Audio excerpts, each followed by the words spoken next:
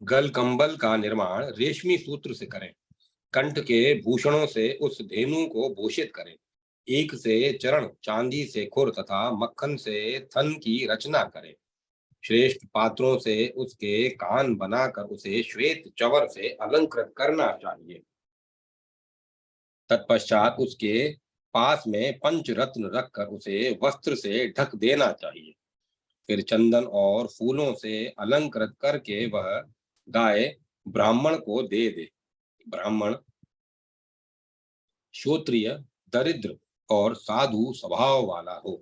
अयन विषुप व्यतिपात और दिन श्रय इन पुण्य अवसरों पर अपनी शक्ति के अनुसार इस प्रकार की गौ बनाकर दान करना चाहिए। यदि सत्पात्र एवं श्रोत्रिय ब्राह्मण घर पर आया हुआ दिख जाए तो आए हुए उस ब्राह्मण को धेनु के पुच्छ भाग का स्पर्श करते हुए दान करने की विधि है।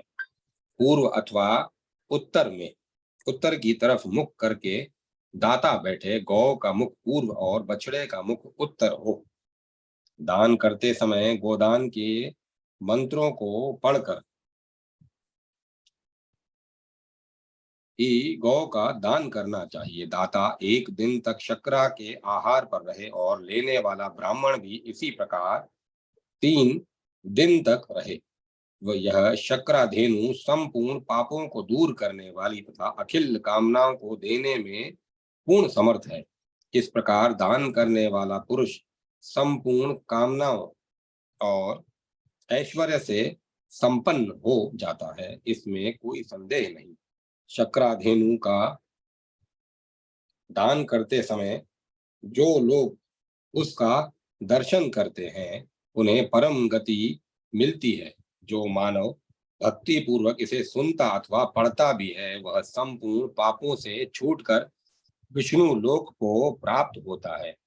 पुरोहित होता जी कहते हैं, राजन, अब संपूर्ण पापों के नाशक मधु धेनु के दान की विधि सुनो।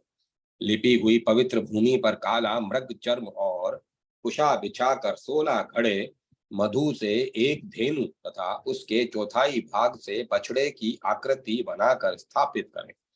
उस धेनु का मुख सोने का, उसके श्रृंग सींग अगरू एवं चंदन के, पीठ तांबे की और सासना गल कंबल रेशमी सुत के बनाए। उसके चरण ईख के हों। फिर उजले कंबल से उस धेनु को ढककर गुड़ से उसके मुख की और शक्रा से जीवा की आकृति बनानी चाहिए।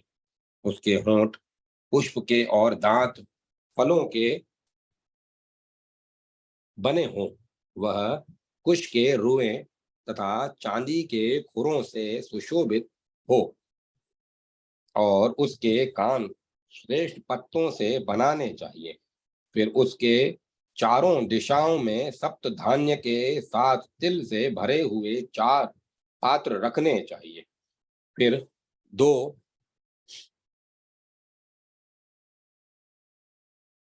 फिर 2 वस्त्रों से उसको ढककर कंठ के आभूषण से उसे अलंकृत कर दें।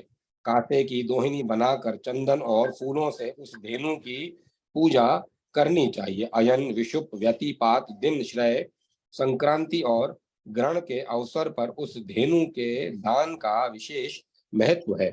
अथवा अपनी इच्छा से उसे सभी कालों में संपादित किया जा सकता है। द्रव्य ब्राह्मण और संपत्ति को देखकर दान का प्रतिपादन करना चाहिए। दान देने वाला ब्राह्मण दरिद्र, विद्याभ्यासी, अग्निहोत्री, वेद वेदांत का पारगामी तथा आर्यव्रत देश से में उत्पन्न हुआ होना चाहिए।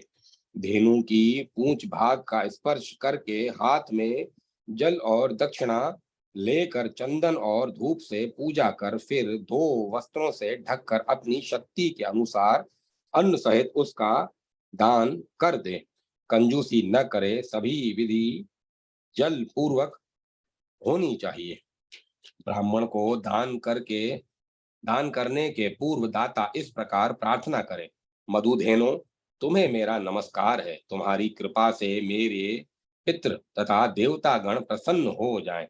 ग्रहिता कहे, देवी, मैं विशेष रूप से कुटुंब की रक्षा के लिए तुम्हें ग्रहण करता हूँ। मधुधेनो, तुम काम दोहवा हो, मेरी कामनाओं को पूर्ण करो। तुम्हें मेरा नमस्कार है मधुवाता। इस मंत्र को पढ़कर इस धेनु का दान करना चाहिए। महाराज, दान के पश्चात छाता और जूता भी देना चाहिए। राजन, इस प्रकार भक्ति पूर्वक जो मधु धेनु का दान करता है वह एक दिन खीर और मधु के आहार पर रहे। दान लेने वाले ब्राह्मण को मधु और खीर के आहार पर 3 रातें व्यतीत करनी चाहिए। उसका दाता 10 पूर्वजों और आगे होने वाले 10 पीढ़ियों एवं स्वयं आप इस प्रकार 21 पीढ़ियों को तार कर भगवान विष्णु के स्थान में पहुंचता है। जो मानव इस प्रसंग को श्रद्धा के साथ सुनता अथवा सुनाता है वह समस्त पापों से छूटकर विष्णु लोक में चला जाता है। अध्याय 103 104 समाप्त। अब मैं कथा को विराम देता हूँ।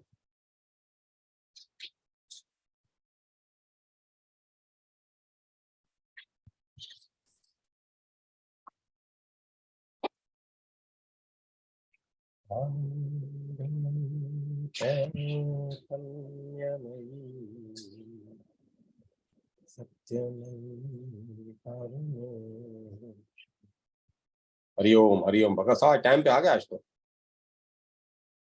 बढ़िया है।